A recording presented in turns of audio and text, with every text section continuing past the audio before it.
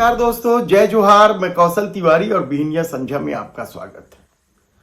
कहते हैं कि सत्ता का नशा जब सर चढ़कर बोलता है तो वह लोक लाज किसी की चिंता नहीं करता। और शायद यही वजह है कि खुले आसमान के नीचे अंधेरे में भरी गर्मी में सुबह से शाम तक रात तक अपने रिजल्ट के लिए बैठे बच्चों से हाथ जोड़कर गिड़गिड़ा रहे थे वो बच्चे।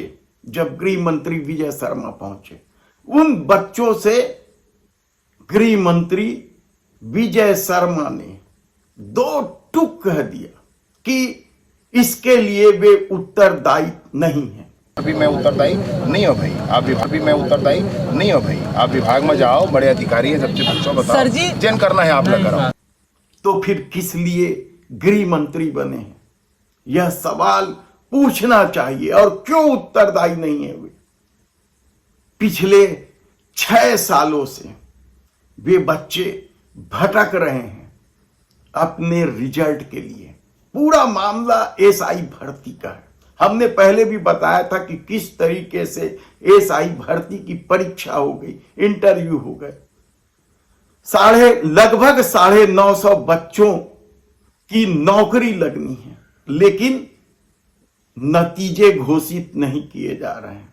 बच्चों ने कोर्ट का भी दरवाजा खटखटाया और जीत हासिल की। उसके बाद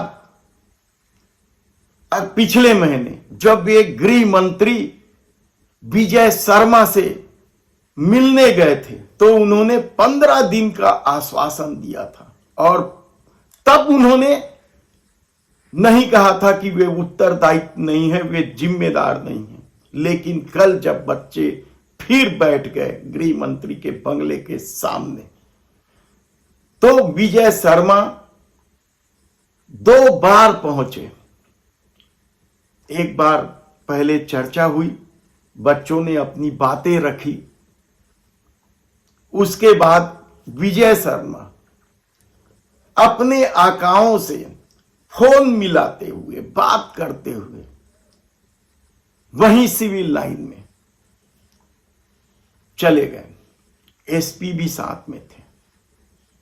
और उसके बाद जब वे दूसरी बार बच्चों के पास पहुंचे और जिस तरीके से बच्चे गिड़गिड़ा रहे थे, हाथ जोड़ जोड़कर अपनी व्यथा कह रहे थे कि किस तकलीफ में आकर उन्होंने परीक्षाएं दी।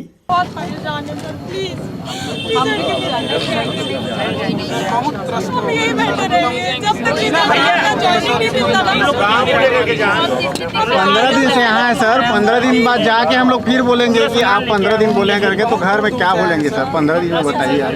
15 दिन से यहीं है सर हम लोग। इसलिए तो आपसे कह रहा हूँ, आप यहाँ मत रुकिए। सर जी जैसे कि हमारे शासन में व्यवस्था में अभी तक से इंटरव्यू होते ही दिन रिजल्ट आ जाते, लेकिन अभी तक हमार मन के रिजल्ट नहीं आए। का कारण हरते नहीं आए? कारण हमार मन मतलब मोर अधिकार है, मोला कारण जानना इतना दिल मतलब जे दिन होते यह इंटरव्यू होते तेकर संध्या का रिजल्ट आ जाते, लेकिन अभी तक मोर रिजल्ट नहीं आए। बहुत ज़्यादा हो गए तो 1 सप्ताह लग गए, और बहुत ज़्यादा हो गए तो 1 महीना लग गए, लेकिन अभी तक मोर रिजल्ट नहीं आए। मोर अधिकार है। मैं तोर से पूछा था काबर कि मैं है तो रिस्पॉन्सिबिलिटी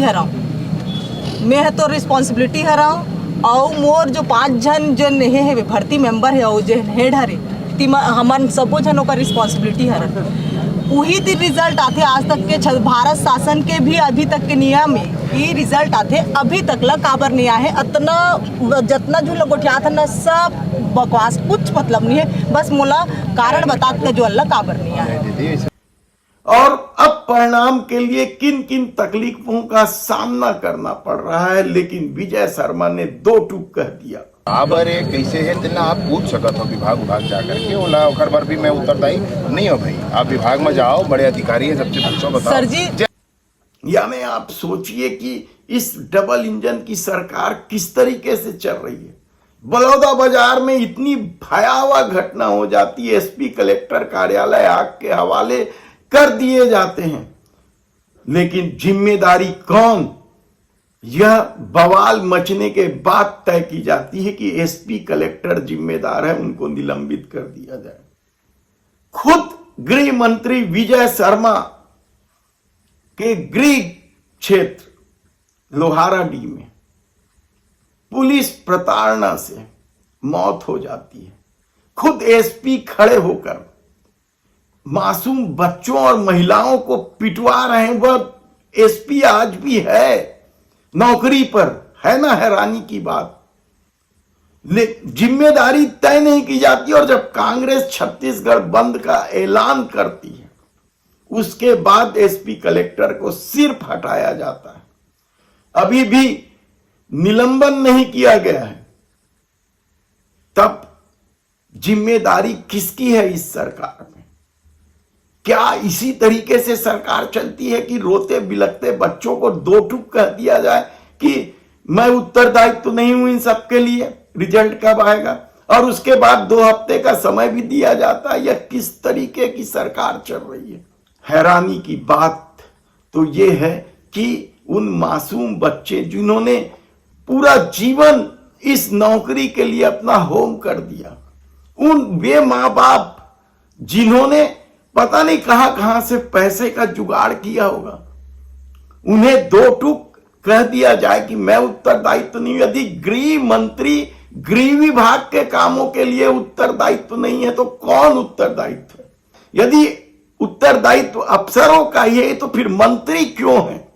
ऐसे कितने ही सवाल आपके मन में आए होंगे, लेकिन इन सवालों का कोई मतलब नहीं है।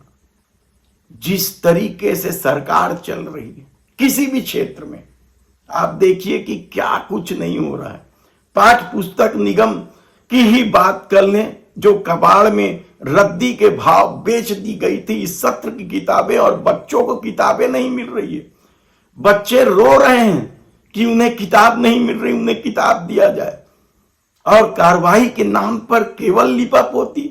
उस अफसर को जो जिम्मेदार है उसको जांच समिति में बैठा दिया जाता है, चोर के हाथ में तिजोरी की चाबी की तरह। और उसके बाद जब दबाव बढ़ता है, कई तरह के मामले सामने आते हैं, तो उस अफसर प्रेम प्रकाश शर्मा को निलंबित कर दिया जाता है। लेकिन अभी तक जांच समिति से हटाया नहीं गया है, और मुख्यमंत्री सीना ठोक के कहते हैं कि 0 टॉलरेंस में चलेंगे हम। बिल्कुल जीरो टॉलरेंस के लिए हमारी सरकार प्रतिबद्ध है।